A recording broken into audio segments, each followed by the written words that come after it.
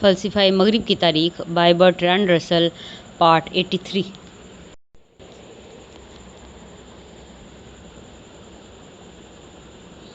نظریہ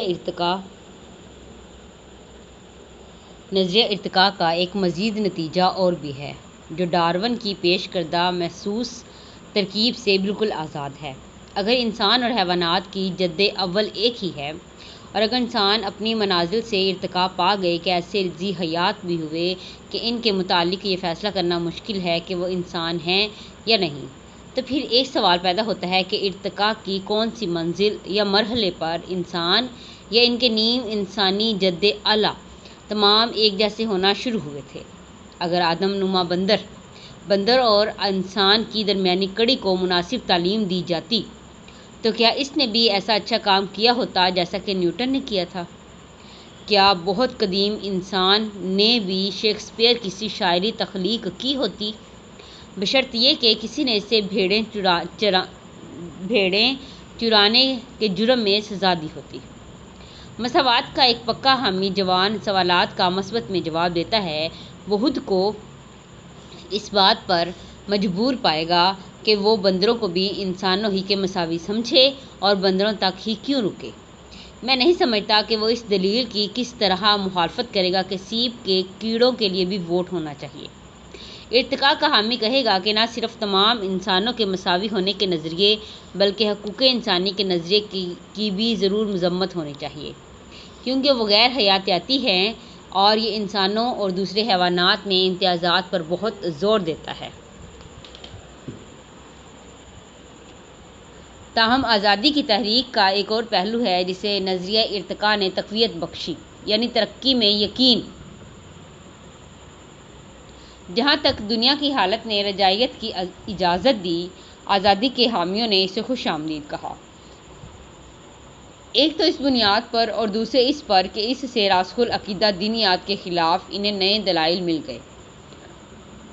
مارکس خود باوجود یہ کہ اس کے نظریات بعض پہلوؤں میں ڈارون سے پہلے کے ہیں، اپنی کتاب ڈارون کے نام منسوب کرنا چاہتا تھا۔ حیاتیات کی شہرت ان لوگوں کی سوچ کا باعث بھی بنی جو سائنس سے متاثر تھے۔ انہوں نے دنیا پر میکانیات کی بجائے حیاتیات کی مقولات کا اطلاق کیا۔ یہ فرض کر لیا گیا تھا کہ ہر شے ارتقاء پذیر ہے اور ایک باطنی مقصد کا تخیل آسان ہو گیا۔ ڈارون کے باوجود بیشتر لوگوں کا خیال تھا کہ ارتقاء کائناتی مقصد کے عقیدہ کا جواز فراہم کرتا ہے۔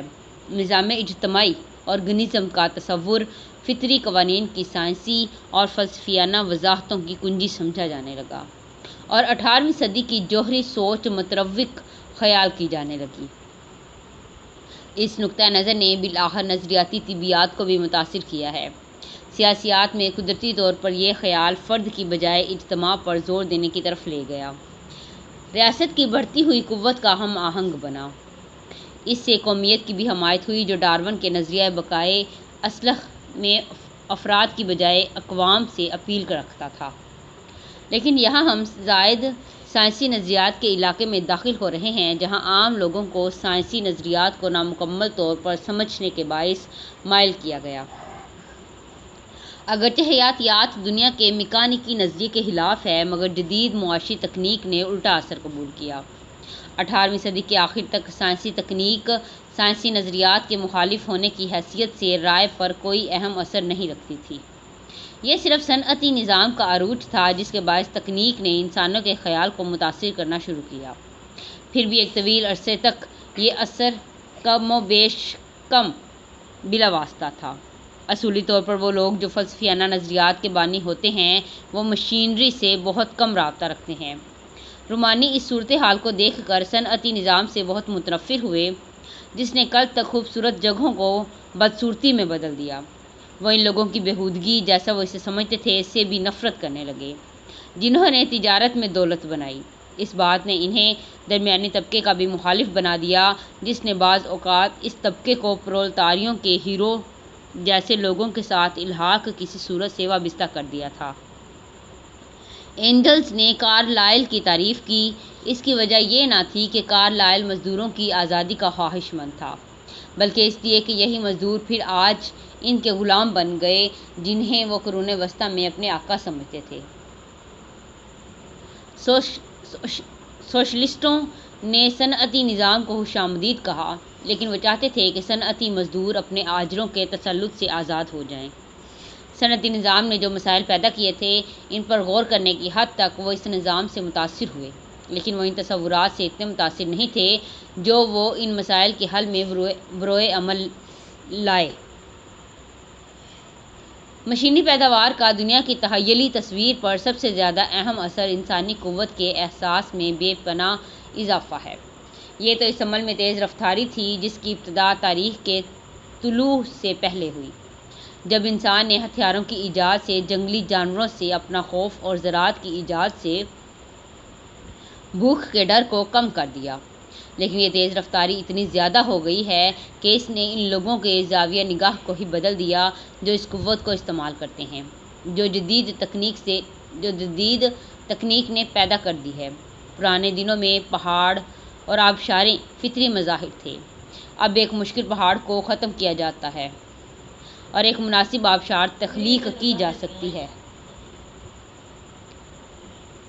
قدیم زمانے میں ریگستان اور زرخیز علاقے تھے، اب اگر لوگ مناسب خیال کریں تو ایک ریگستان میں گلابوں جیسے پھول اگائے جا سکتے ہیں، اور ناکافی سائنسی رجعیت پسند زرخیز علاقوں کو ریگستانوں میں بدل دیتے ہیں۔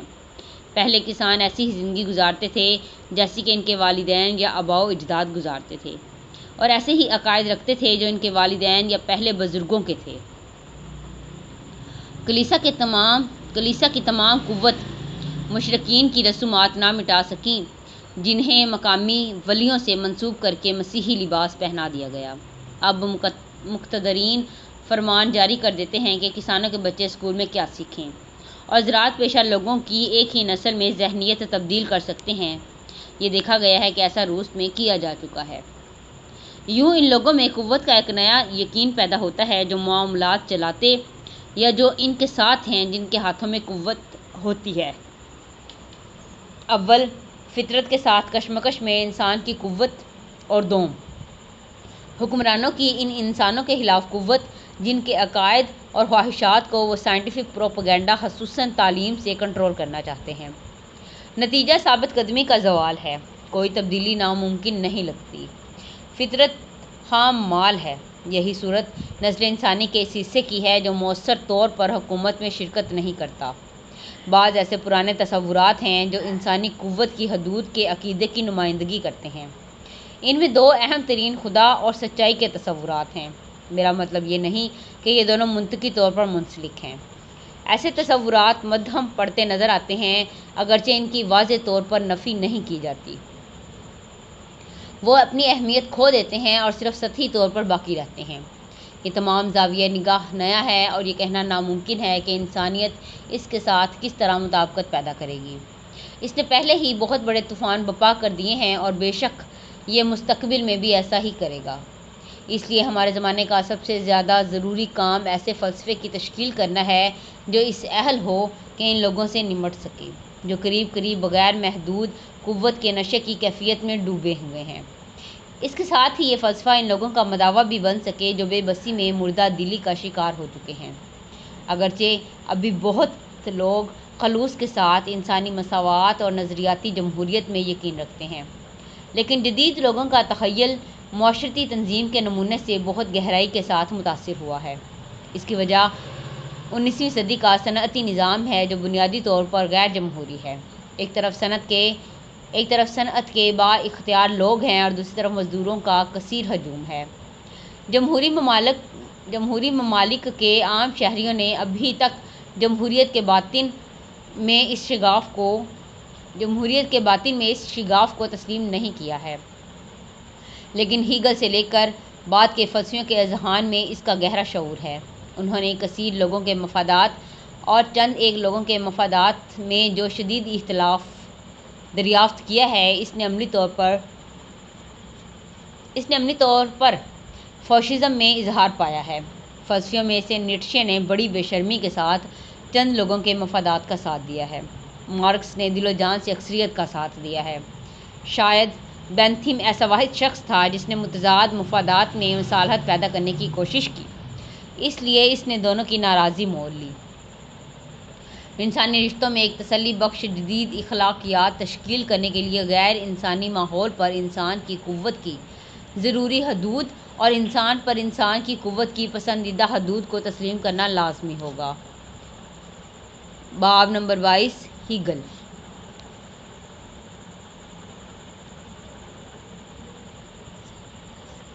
ہیگل 1770 سے 1831 اس فلسفے کا نقطۂ عروج تھا جس کی ابتدا جرمنی میں کانٹ کے فلسفہ سے ہوئی۔ اگرچہ اس نے اکثر کانٹ پر تنقید کی، لیکن کانٹ نہ ہوتا تو اس کا نظام کبھی بھی جنم نہ لیتا۔ اگرچہ اب اس کا اثر کم ہوتا جا رہا ہے، لیکن یہ اثر نہ صرف جرمنی میں بلکہ اور جگہوں پر بھی بہت رہا ہے۔ 19ویں صدی کے آخر میں امریکہ اور برطانیہ سمیت یہ فلسفہ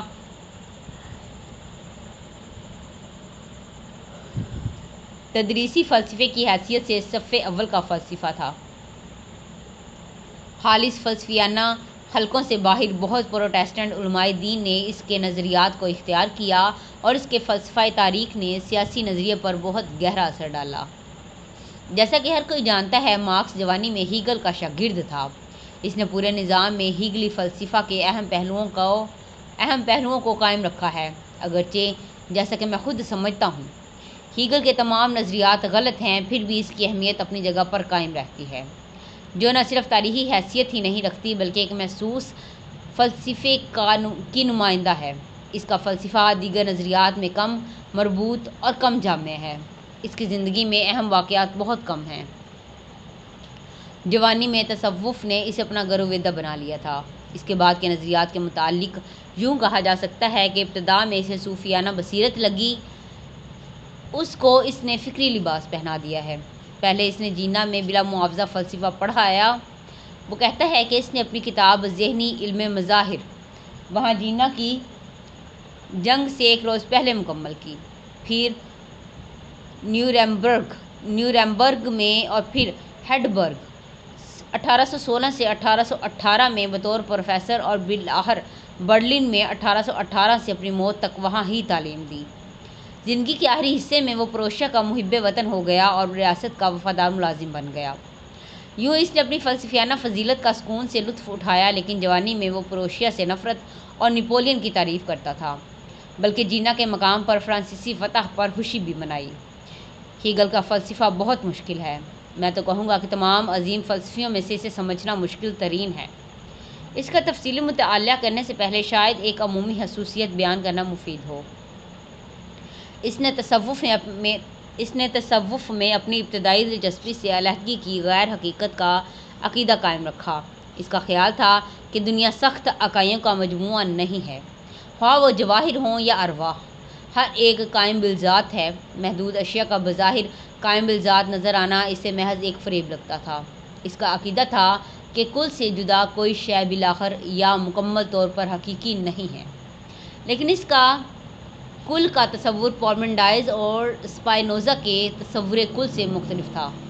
وہ کل کو ایک سادہ جوہر نہیں بلکہ ایک ایسا مرکب نظام کہتا ہے جس کی نوعیت کو ہمیں عضویاتی کہنا چاہیے۔ بظاہر الگ الگ اشیاء جن پر دنیا مشتمل نظر آتی ہے محض ایک فریب نہیں ہے، ہر ایک میں کم و بیش درجہ کی حقیقت موجود ہے۔ اس کی حقیقت کل کے ایک پہلو ہونے پر مشتمل ہے جس کا علم اس وقت ہوتا ہے جب اسے سچائی سے دیکھا جاتا ہے۔ اس نظریے کے ساتھ قدرتی طور پر زمان و مکان کا وہ عقیدہ ختم ہو جاتا ہے جیسا یہ ہے، کیونکہ اگر انہیں بطور اکمل حقیقت مان لیا جائے تو علیحدگی اور کثرت لازم آتی ہیں۔ یہ تمام خیال اسے پہلے صوفیانہ بصیرت کے طور پر آیا ہوگا۔ اس کی فکری وضاحت جو اس کی کتابوں میں ملتی ہے ضرور بعد میں آئی ہوگی۔ ہیگل دعویٰ کرتا ہے کہ حقیقی عقلی ہے اور عقلی حقیقی ہے، لیکن جب وہ کہتا ہے تو اس کی مراد حقیقی دا ریئل سے وہ نہیں ہوتی جیسا کہ ایک تجربی کہتا ہے۔ وہ تسلیم کرتا ہے اور اس پر اصرار بھی کرتا ہے کہ ایک تجربی کو جو امور واقعی فیکٹس لگتے ہیں وہ یقیناً غیر عقلی ہیں۔ یہ اس وقت عقلی دکھائی دیتے ہیں جب انہیں کل کے پہلو قرار دے کر ان کے بظاہر نوعیت کو تبدیل کر دیا جاتا ہے۔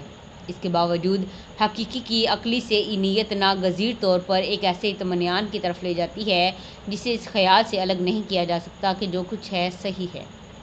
ہیگل اسکول کو اپنی تمام ترکیب میں عین مطلق کہتا ہے۔ یہ مطلق روحانی ہے۔ اسپائنوزا کے اس تصور کو کہ امتداد اور زماں کل کی صفات ہیں رد کر دیا گیا ہے۔ کم و بیش ایسا ہی مواد طبیعیاتی زاویہ نگاہ رکھنے والے دیگر اشخاص سے دو باتیں ہیگل کو نمایاں کرتی ہیں۔ ان میں سے ایک منطق پر زور ہے۔ ہیگل کا خیال ہے کہ حقیقت کی نوعیت کا استنتاج اس واحد سوچ سے ہو سکتا ہے کہ یہود متناقض نہ ہو۔ دوسرا نمایاں پہلو جو پہلے سے بھی بہت مربوط ہے حرکت ثلاثہ ہے جسے جدلیات کہا جاتا ہے۔ اس کی اہم ترین کتابیں اس کی دو منطقیات ہیں۔ اگر دوسرے موضوعات کو صحیح طور پر سمجھنا ہے تو اس کے نظریات کے استدلال کو جاننے کے لیے ان کا مطالعہ ضروری ہے۔ منطق جیسا کہ ہیگل اس لفظ کو سمجھتا ہے، ہی کا دوسرا نام مبادئ طبیعیات ہے۔ یہ اس سے بالکل مختلف ہے جسے عام طور پر منطق کہا جاتا ہے۔ اس کا نظریہ یہ ہے کہ کوئی رسمی محمول اگر اسے کل حقیقت کی تعریف کرنے والا سمجھ لیا جائے تو وحود متناقض ثابت ہوتا ہے۔ ایک عام مثال پارمیڈائز کا نظریہ لی جا سکتی ہے کہ واحد مطلق جو واحد حقیقت ہے کروی ہے۔ کوئی شے اس وقت تک کروی نہیں ہو سکتی جب تک اس کی حدود نہ ہوں، اور اس کی حدود بھی نہیں ہو سکتی جب تک کم از کم خالی مکان اس کے باہر کچھ نہ ہو۔ اس لیے کائنات کو بطور کل کروی فرض کرنا خود متناقض ہے۔ اس دلیل پر غیر اقلیدس جیومیٹری کی بنا پر اعتراض کیا جا سکتا ہے، لیکن بطور مثال اس سے مقصد پورا ہوتا ہے۔ یا آئیے ہم ایک اور مثال لیتے ہیں جو زیادہ خام ہے، اتنی خام کہ ہیگل اسے استعمال نہ کرتا۔ بظاہر تضاد کے بغیر آپ کہہ سکتے ہیں کہ مسٹر الف ایک چچا ہے، لیکن اگر آپ یہ کہہ دیں کہ کائنات ایک چچا ہے تو آپ مشکلات میں گھر جائیں گے۔ ایک چچا وہ شخص ہوتا ہے جس کا ایک بھتیجا ہو، اور بھتیجا چچا سے الگ شخص ہے، لیکن چچا کل حقیقت نہیں ہو سکتا۔ یہ مثال شاید جدلیات کی وضاحت کے لیے بھی استعمال ہو سکتی ہے، جو مثبت نفی اور اتحاد پر مشتمل ہے۔ پہلے ہم کہتے ہیں کہ حقیقت ایک چچا ہے، یہ ایک مثبت ہے، لیکن ایک چچا کا وجود ایک بھتیجے کے وجود کا متقاضی ہے، لیکن عین مطلق کے سوا کوئی شے حقیقی وجود نہیں رکھتی۔ اور اب ہم ایک چچا کا وجود مان چکے ہیں، اس لیے یہ نتیجہ نکلتا ہے عین مطلق ایک بھتیجا ہے۔ یہ نفی ہے، لیکن اس پر وہی اعتراض وارد ہو سکتا ہے جو اس پر تھا کہ عین مطلق ایک چچا ہے۔ اس لیے ہم نظریے کی طرف بڑھتے ہیں کہ عین مطلق وہ کل ہے جس میں چچا اور بھتیجا مجتمع ہے۔ یہ اتحاد ہے، لیکن یہ اتحاد اب بھی غیر تسلی بخش ہے، کیونکہ ایک شخص صرف اس وقت چچا ہو سکتا ہے جب اس کا کوئی بھائی یا بہن ہو جو بھتیجا کے والدین میں سے ایک ہو۔ لہٰذا ہم بھائی یا بہن کو اس کی بیوی یا اس کے حامل کے ساتھ شامل کرنے کے لیے اپنی کائنات کو مزید وسعت دینے کی طرف بڑھتے ہیں۔ اس طریقے سے یہ دعویٰ کیا جا سکتا ہے کہ ہم محض منطق کے جبر کے ہاتھوں آگے بڑھتے چلے جاتے ہیں، جو عین مطلق کے ایک مفروضہ محمول سے جدلیات کے آخری نتیجہ کی طرف لے جاتی ہے، جسے تصور مطلق کہا جاتا ہے۔ اس تمام تر عمل میں زیریں مفروضہ یہ ہے کہ کوئی شے حقیقی نہیں ہو سکتی جب تک وہ عین مطلق یا حقیقت کبریٰ سے نسبت نہ رکھتی ہو۔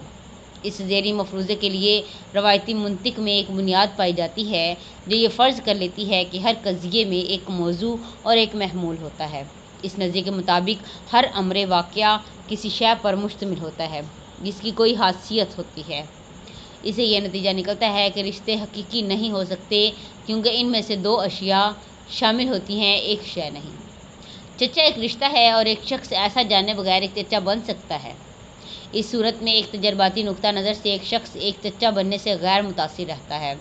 اس میں کوئی ایسی صفت نہیں ہوتی جو اس سے پہلے نہ ہو، بشرط یہ کہ صفت سے مراد کوئی ایسی بات ہے جو دوسرے لوگوں اور اشیاء سے اس کے رشتوں کے قطع نظر اسے ایسا بیان کرنے کے لیے ضروری ہے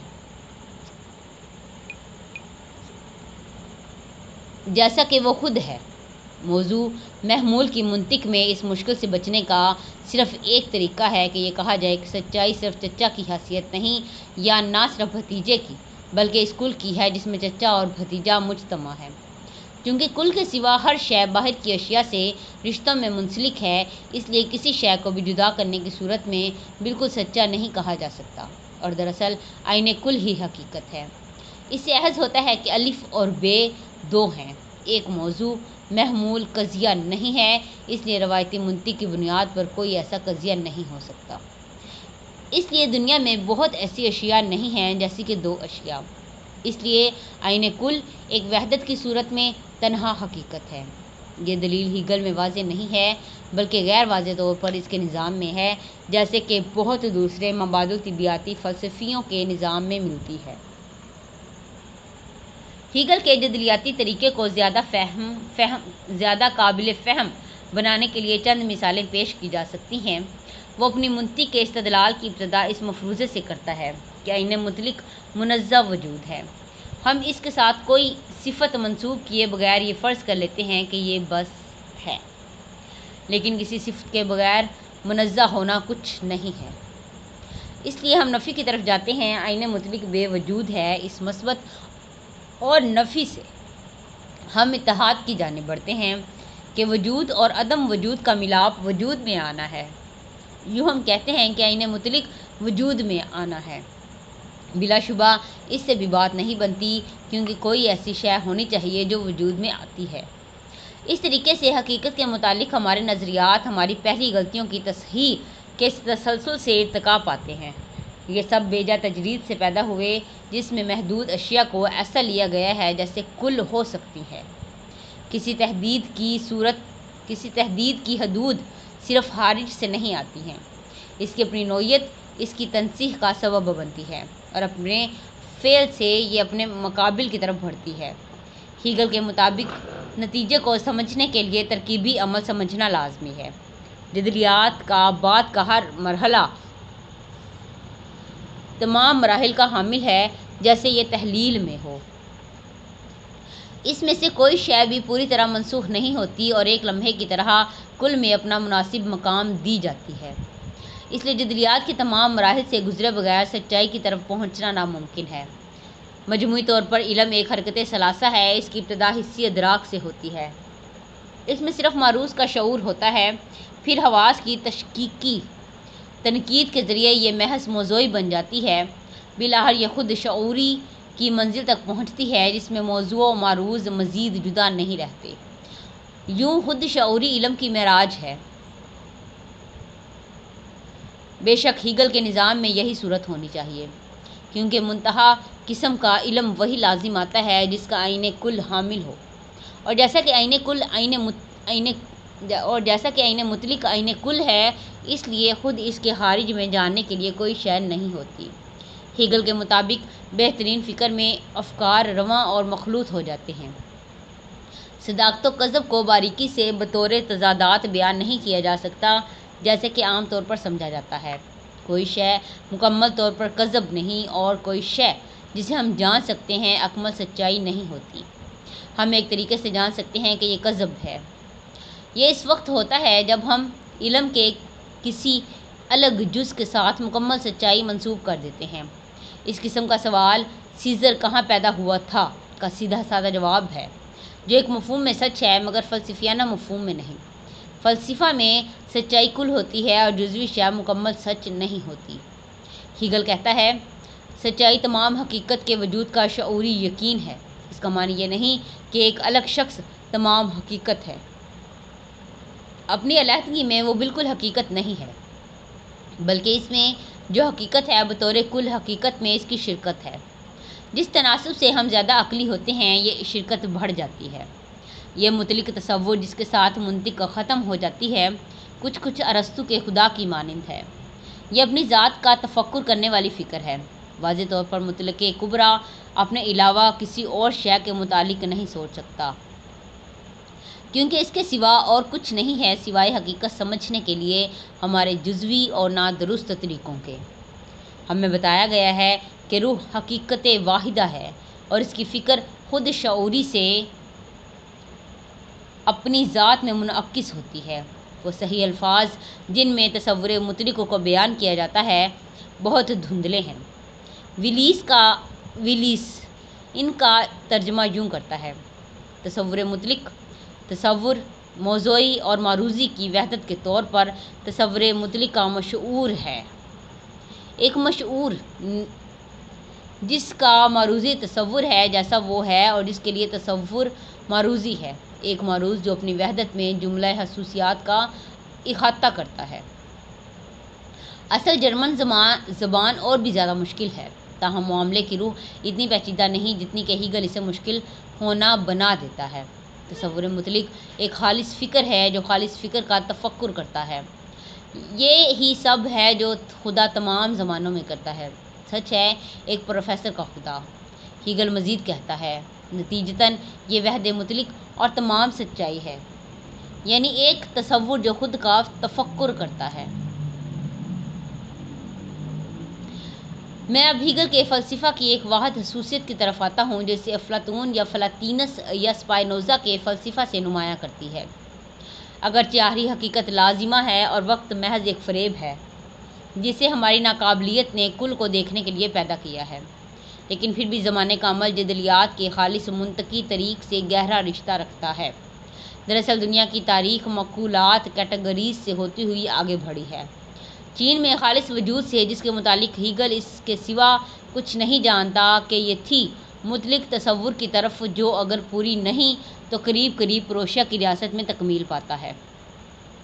اس کی اپنی مواد و طبیعیات کی بنیاد پر مجھے اس کا کوئی جواز نظر نہیں آتا، کیونکہ یہ نظریہ کہ دنیا کی تاریخ جدلیات کے تغیر کو دہراتی ہے، حالانکہ یہی نظریہ اس نے اپنی کتاب فلسفہ تاریخ میں پیش کیا ہے۔ یہ ایک دلچسپ مقالہ تھا جو انسانی معاملات کے انقلابات میں وحدت پیدا کرتا اور انہیں بامعنی بناتا ہے۔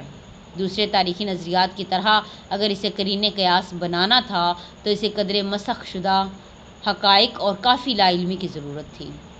ہیگل میں اور اس کے بعد مارکس اور سپنگلر میں بھی یہ دونوں خصوصیات تھیں۔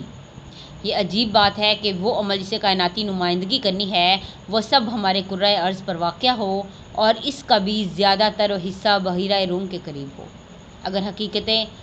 اگر حقیقت لازمہ ہے تو اس کا بھی کوئی وجود نہیں کہ اس عمل کے بعد کے حصے پہلے حصوں کی بنسبت زیادہ اعلیٰ معقولات میں اظہار پائیں، جب تک کہ ایک شخص یہ توہین آمیز مفروضہ اختیار نہ کرے کہ کائنات بتدریج ہیگل کا فلسفہ سیکھ رہی تھی۔